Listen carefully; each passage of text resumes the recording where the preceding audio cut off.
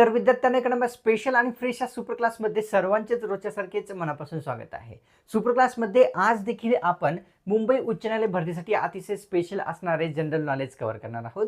सर्वांनी सुपर क्लासला सुरूपासून शेवटपर्यंत नक्कीच पाहायचं आहे.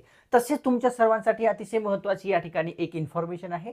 मुंबई उच्च न्यायालय भरतीसाठी तुम्ही जर फॉर्म भरलेला असेल तर 555 पेजेसची आपण एक PDF तयार केलेली आहे. ही PDF तुम्हाला सध्या विद्यार्थ्यांनो जर हा सुपर क्लास पाहून घेत असाल तर 250 मध्ये दिली जात आहे.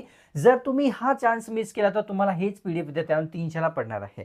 तर इच्छुक असाल तर नक्कीच घ्यायचा आहे. घेण्यासाठी काय करायचं आहे, या नंबरवर आपल्याला कॉल नाही करायचा आहे, व्हॉट्सअप करण्याची सर्वांना मनापासून रिक्वेस्ट आहे.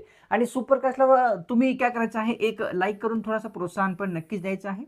सबस्क्राईब चॅनल लगेच करून घ्यायचं आहे. अशाच प्रकारची स्पेशल सुपर क्लास पुढेही फ्रीमध्ये पाहण्यासाठी. चला मग सुपर क्लासला सुरुवात करूया. सर्वात पहिला जो प्रश्न आपल्या समोर आहे तो कव्हर करूया. तर विचारलेले की मुंबई उच्च न्यायालयाचे सरन्यायाधीश सध्या कोण आहेत ते सांगायचं आहे. सध्याचे मुंबई उच्च न्यायालयाचे तर अनिल शर्मा, संदीप उपाध्याय, श्री चंद्रशेखर किंवा वरीलपैकी कोणीही नाही. तर त्यांनी आहे विद्यार्थ्यांनो श्री चंद्रशेखर यांनी विद्यार्थ्यांनो 2025 मध्ये जे आहे पद ग्रहण केलेले दिसते. कव्हर करूया. प्रश्न दुसरा, अन्न पदार्थाची जी ऊर्जा आहे ती कशामध्ये मोजली जाते ते सांगायचं आहे. कोणत्या परिमाणात मोजली जाते ते विचारलेलं आहे. कुलोम, कॅलरीज, अर्ग किंवा किलो.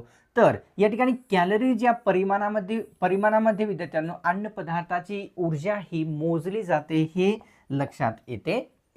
प्रश्न तिसरा कव्हर करूया. महाराष्ट्रातील नाशिक जिल्ह्यामध्ये कोणते ज्योतिर्लिंग आहे ते विचारलेलं आहे. जिल्हा लक्षात घ्या, फक्त नाशिक जिल्ह्याची विचारलेला आहे. औंढा नागनाथ, भीमाशंकर, त्र्यंबकेश्वर किंवा परळी वैजनाथ. तर विद्यार्थ्यांनो ऑप्शन्स मध्ये योग्य राहील आपल्यासमोर 3 त्र्यंबकेश्वर हे ज्योतिर्लिंग नाशिक जिल्ह्यामध्ये आहे. या ज्योतिर्लिंगामध्ये विद्यार्थ्यांनो चांदीने मढवलेली 3 लिंगे आहेत, त्यामुळे त्याला त्र्यंबकेश्वर असे नाव दिलेले आहे. प्रश्न चौथा कव्हर करूया. शरीरातील सर्वात मोठी लाळ स्रावणारी ग्रंथी कोणती आहे ते विचारलेलं आहे, जे की सर्वात मोठी आहे. तर कर्णमूल, अधोहनी, यकृत किंवा अधोजीवी. तर कर्णमूल ही ग्रंथी शरीरामध्ये सर्वात मोठी ग्रंथी आहे जी की लाळ स्रावते. कव्हर करूया. प्रश्न पुढचा आहे आपल्यासमोर 5व्या क्रमांकाचा. ब्रॉन्झ मेडल हे कशापासून तयार केले जाते ते विचारलेलं आहे. स्पेशली कशापासून तयार होत असते ब्रॉन्झ मेडल. ऑप्शन्स मध्ये सोने, पितळ, तांबे किंवा चांदी. तर तांब्यापासून ब्रॉन्झ मेडल तयार केले जाते हे आपल्याला लक्षात येते. कव्हर करूया. प्रश्न 6वा. 2011च्या जनगणनेनुसार सर्वात कमी लोकसंख्या असलेले राज्य कोणते आहे? सोपा प्रश्न आहे. 2011 नुसार विचारलेला आहे. उत्तर येत असेल तुम्हाला. ऑप्शन्स पाहूया. उत्तर प्रदेश, आसाम, सिक्कीम किंवा या ठिकाणी महाराष्ट्र. तर विचारलेलं आहे की सर्वात कमी लोकसंख्या असलेले राज्य. तर या ठिकाणी विद्यार्थ्यांनो या ठिकाणी आपल्यासमोर सिक्कीम हे जे राज्य आहे सर्वात कमी लोकसंख्या असलेले 2011 नुसार असलेले दिसते. कव्हर करूया. प्रश्न पुढचा. तर प्रश्न 7वा. आता ही म्हण आहे मराठीमधली. तर विचारलेला आहे कानामध्ये बुगडी गावात फुगडी या म्हणीचा अर्थ सांगायचा आहे. TCS ने विचारलेलाच प्रश्न आहे. कानात बुगडी आणि गावात फुगडी म्हणीचा अर्थ काय होतो? थोड्याशा संपत्तीचे मोठे प्रदर्शन करणे, जास्त संपत्तीचे छोटे प्रदर्शन करणे किंवा कितीही संपत्तीचे प्रदर्शन न करणे. तर ऑप्शन्स मध्ये 1 थोड्याशा संपत्तीचे प्रदर्शन करणे, मोठे प्रदर्शन करणे म्हणजेच काय की कानात बुगडी गावात फुगडी असा याचा होतो अर्थ. प्रश्न कव्हर करूया. 8व्या क्रमांकाचा. छत्रपती शिवाजी महाराज यांच्या वडिलांना कोणी बंदी बनवलेले होते ते विचारलेलं आहे. बंदी कोणी बनवलेली होती वडिलांना? तर औरंगजेब, शहाजहां, जयसिंह किंवा आदिलशहा. तर छत्रपती शिवाजी महाराज यांच्या वडिलांना आदिलशहा यांनी जे आहे बंदी बनवलेले लक्षात येते. कव्हर करूया. प्रश्न 9व्या क्रमांकाचा. आथिरापल्ली हा जो धबधबा आहे तो दिलेल्या पर्यायापैकी कोणत्या राज्यामध्ये स्थित आहे ते विचारलेलं आहे. धबधब्याचं नाव आथिरापल्ली हा कर्नाटक, केरळ, आंध्र प्रदेश किंवा तेलंगणा. तर केरळ या राज्यामध्ये आथिरापल्ली हा धबधबा स्थित असलेला दिसतो. प्रश्न 10वा कव्हर करूया.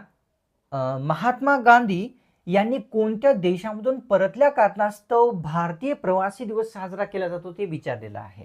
भारतीय प्रवासी दिवस हा महात्मा गांधी एका देशातून भारतामध्ये परतलेले होते त्या कारणास्तव साजरा केला जात असतो. इंग्लंड, जर्मनी, इटली किंवा दक्षिण आफ्रिका. तर दक्षिण आफ्रिकेमधून महात्मा गांधी भारतामध्ये तब्बल 22 वर्षे राहून परतल्या कारणास्तव भारतीय प्रवासी दिवस साजरा केला जात असतो. प्रश्न 11वा, बुद्धिबळ या खेळामध्ये जे सोंगटे असतात काळ्या आणि पांढऱ्या रंगाच्या दोन्ही मिळून किती असतात ते विचारलेलं आहे. बुद्धिबळ खेळामध्ये असलेल्या सोंगट्या तर 28, 30, 32 किंवा 34. तर या ठिकाणी विद्यार्थ्यांनो किती असतात तर 32 असलेले आपल्या सर्वांना दिसतात. एक वेळेस कन्फर्म केलेलं बरं, 32च आहे तसं तर.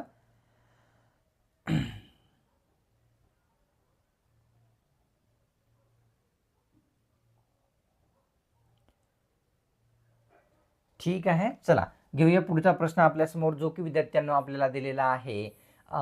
कोणत्या मराठी संतांच्या अभंगाचा समावेश गुरु ग्रंथ साहिब मध्ये केलेला आहे ते विचारलेलं आहे.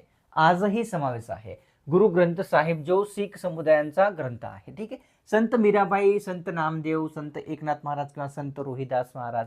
तर या ठिकाणी गुरु ग्रंथ साहिब या ग्रंथामध्ये विद्यार्थ्यांनो संत नामदेव महाराज यांच्या अभंगाचा आजही समावेश झालेला दिसतो. कव्हर करूया प्रश्न 13वा. तर विचारलेला आपल्यासमोर असा आहे की मोहम्मद अली हे खालीलपैकी कोणत्या व्यक्तींचे नाव आहे. मोहम्मद अली हे ऑप्शन्स मध्ये दिलेले बॅरिस्टर जिना, गफार खान, अब्दुल लतीफ किंवा वरीलपैकी नाही. तर ते व्यक्ती आहेत बॅरिस्टर जिना. बॅरिस्टर जिना यांचे मोहम्मद अली जिना असे नाव होते. प्रश्न 15वा. गिलगिट ही नदी खालीलपैकी कोणत्या नदीची प्रसिद्ध उपनदी आहे. नदी लक्षात घ्या फक्त, गिलगिट ही विचारलेली आणि कावेरी, गंगा, गोदावरी किंवा सिंधू हे पर्याय आहेत. तर सिंधू नदीची गिलगिट ही नदी एक प्रसिद्ध उपनदी आहे. प्रश्न 15वा कव्हर करूया. ययाती या प्रसिद्ध कादंबरीचे लेखक पुढीलपैकी कोणते व्यक्ती आहेत. कादंबरीचे नाव ययाती, भालचंद्र नेमाडे, कुसुमाग्रज, गोविंदाग्रज किंवा विष्णू खांडेकर. तर विष्णू खांडेकर हे ययाती कादंबरीचे लेखक व्यक्ती आहेत. प्रश्न 16वा. इचलकरंजी या शहराला कोणत्या राज्याचे मँचेस्टर म्हणतात ते विचारलेलं. शहर इचलकरंजी आहे आणि म्हणतात म्हणून काय तर मँचेस्टर. महाराष्ट्र, गुजरात, पंजाब किंवा मेघालय. तर आपल्या राज्याचे मँचेस्टर असे इचलकरंजी या ठिकाणास म्हणतात. प्रश्न 17वा पाहूया. महिलांना गर्भपाताचा अधिकार कोणत्या अनुच्छेदानुसार दिला जात असतो. कोणत्या अनुच्छेद आपल्याला सांगायचं आहे की कोणतं आहे ज्याने महिलांना गर्भपाताचा अधिकार आहे. तर ऑप्शन्स मध्ये आहे अनुच्छेद 18, अनुच्छेद 22, अनुच्छेद 20 किंवा 21. तर अनुच्छेद 21 यानुसार गर्भपातांचा अधिकार महिलांना दिलेला आहे. तर प्रश्न 18वा. भारतामध्ये सर्वात कमी साक्षर असलेले राज्य कोणते आहे. सोपा प्रश्न आहे, सर्वात कमी विचारलेला आहे 2011 नुसार की कोणते राज्य आहे. महाराष्ट्र, गुजरात, बिहार किंवा तेलंगणा. तर बिहार हे राज्य सर्वात कमी साक्षर असलेले 2011 नुसार दिसते. आधुनिक भारताचे जनक असे पुढीलपैकी कोणास म्हणतात ते सांगायचं. आधुनिक भारताचे जनक महात्मा गांधी, पंडित नेहरू, राजाराम मोहन रॉय किंवा महर्षी कर्वे. तर त्यांनी आहेत राजाराम मोहन रॉय यांना आधुनिक भारताचे जनक असे म्हणतात. प्रश्न कव्हर करूया 17वा. खालीलपैकी कोणत्या तालुक्यामध्ये साखर कारखान्यांची संख्या सर्वात जास्त आहे. तो तालुका विचारलेला आहे. साखर कारखान्यांची संख्या कोपरगाव, कागल, सिल्लोड किंवा जामखेड. तर तो तालुका आहे कोपरगाव. या तालुक्यामध्ये कशाची तर साखर कारखान्यांची सर्वात जास्त संख्या आहे. खाद्यपदार्थामध्ये असणाऱ्या आम्लांना काय म्हणतात. जे खाद्यपदार्थामध्ये जे आम्ले असतात त्यांना काय म्हणतात. नैसर्गिक आम्ल, रासायनिक, सहम आम्ल किंवा सहत आम्ल किंवा वरीलपैकी नाही. तर खाद्यपदार्थामध्ये जे आम्ले असतात त्यांना काय म्हणतात तर नैसर्गिक आम्ल असे संबोधतात. प्रश्न 19वा. किनारपट्टीच्या प्रदेशात साधारणतः कोणत्या प्रकारची वने असतात. जो किनारपट्टीचा प्रदेश असतो त्यामध्ये काटेरी, झुडपी, दलदल किंवा वरील नाही. तर या ठिकाणी किनारपट्टीच्या भागामध्ये दलदल वने असतात हे लक्षात येते. कव्हर करूया प्रश्न 20वा. हिंदी महासागर व दक्षिण चिनी समुद्र यांना जोडणारी समुद्रधुनी कोणती आहे?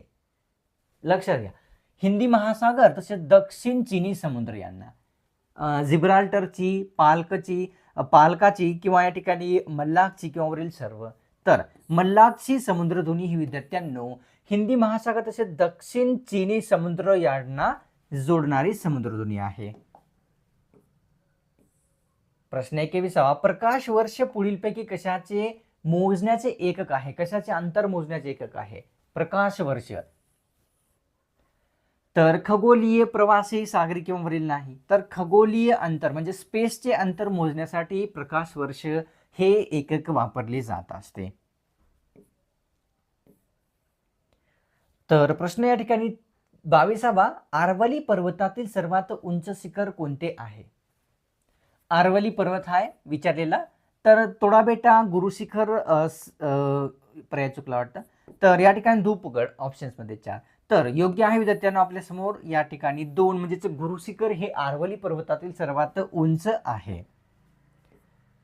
कव्हर करूया प्रश्न 23वा, जो की आहे खालीलपैकी कोणते जीवनसत्व मेधामध्ये विरघळणारे आहे? आता मेधामध्ये म्हणजे काय की शरीरातील चरबीमध्ये विरघळणारे जीवनसत्व विचारलेले की कोणते आहे? ए, डी, ई किंवा वरीलपैकी सर्व. तर ऑप्शन्स मध्ये 4 ई जीवनसत्व, डी जीवनसत्व, ए जीवनसत्व हे सर्व कशामध्ये? चरबीमध्ये किंवा मेदामध्ये विरघळणारे जीवनसत्व आहे. यशवंत धरण महाराष्ट्रातील कोणत्या नदीवर आहे? धरणाचं नाव विचारलेलं किंवा धरण विचारलेले यशवंत आहे. गोदावरी, गंगा, बोर किंवा कोयना. तर ती नदी आहे बोर. बोर नदीवर यशवंत धरण असलेले लक्षात येते. प्रश्न 25वा. तर केरळ राज्यातील अथिरापल्ली हा धबधबा कोणत्या नदीवर स्थित आहे ते विचारलेलं. आता केरळ राज्यामध्ये अथिरापल्ली धबधबा आहे. प्रश्नामध्ये आणखी प्रश्न निर्माण होतो आणि उत्तरही मिळते. चालकुंडी, चंबळ, प्रवरा किंवा वरील नाही. तर केरळ राज्यामध्ये अथिरापल्ली हा धबधबा चालकुंडी नदीवर असलेला दिसतो. तर भारतामध्ये खालीलपैकी कोणत्या ठिकाणी उच्च न्यायालय नाही ते विचारलेलं आहे. कोणकोणते राज्य आहेत ज्यामध्ये उच्च न्यायालय उपस्थित नाही दिलेल्या पर्यायापैकी? मिझोरम, गोवा, अरुणाचल प्रदेश किंवा वरीलपैकी सर्व. तर ऑप्शन्स मध्ये 4 अरुणाचल प्रदेश, गोवा, मिझोरम हे सर्व राज्य असे आहेत ज्यांना इतर राज्याचे न्यायाधीश अधिकार क्षेत्र म्हणून दिलेले आहे. न्यायालय सॉरी. दलहस्ती ऊर्जा निर्मिती केंद्र कोणत्या नदीवर स्थित आहे ते विचारलेलं. नदी सांगायची आहे की कोणती आहे ज्या नदीवर दलहस्ती ऊर्जा निर्मिती केंद्र आहे. ऑप्शन्स मध्ये दिलेले आहे चिनाब, गंगा, काशी किंवा कृष्णा. तर ती नदी आहे चिनाब. चिनाब या नदीवर दलहस्ती ऊर्जा निर्मिती केंद्र स्थित आहे हे लक्षात येते. प्रश्न 28वा. संविधान तयार करण्यासाठी एकूण किती दिवसांचा कालावधी लागलेला आहे ते विचारलेला आहे.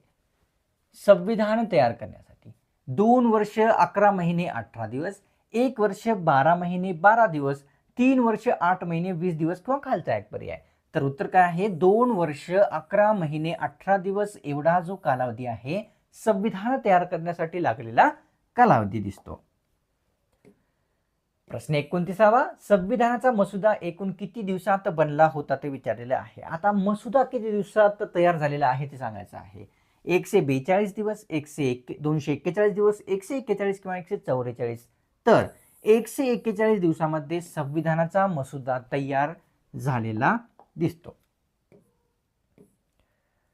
तर ईशान्येकडील द्वीपकल्पीय पठाराला काय म्हणतात ते सांगायचं आहे. सॉरी, ईशान्येकडील द्वीपकल्पीय पठाराला कार्बी पठार, विंध्य पठार, छोटा नागपूर पठार किंवा वरीलपैकी सर्व.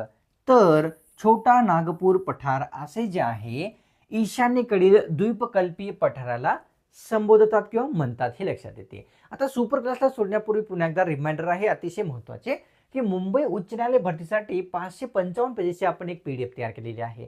जर तुम्ही या भरतीसाठी कोणत्याही पदासाठी फॉर्म भरला असाल तर नक्कीच घ्यायचा आहे. तुम्ही हा जो सुपर क्लास पाहून जर घेत असाल तर 250 मध्ये मिळत आहे. नंतर तुम्ही ही संधी जर मिस केली तर तुम्हाला ते 300ला पडणार आहे. तर घेण्यासाठी काय करायचं आहे, या नंबरवर आपल्याला कॉल नाही WhatsApp करण्याची रिक्वेस्ट आहे. तर जोही इच्छुक विद्यार्थी आहे त्या सर्वांनी नक्कीच करायचं आहे. तसेच तुम्ही चॅनलवर नवीन आला असाल किंवा कोणत्याही कारणास्तव चॅनलला सबस्क्राईब करायचं राहून गेलेले असेल, लगेच सबस्क्राईब करून घ्यायचं आहे. काय होईल सबस्क्राईब केल्यानंतर? जेव्हा आपल्या चॅनलवर पुढची सुपर क्लास अपलोड होईल ती सर्वप्रथम तुम्हालाच मिळेल जेव्हा तुम्ही सबस्क्राईब कराल. तर आणि सुपर क्लासला एक लाईक करून तुमच्यातर्फे थोडासा प्रोत्साहन जो आहे तो मला नक्कीच द्यायचा असतो. चला मग भेटूया पुढच्या एका नव्या स्पेशल आणि फ्रेश सुपर क्लासमध्ये.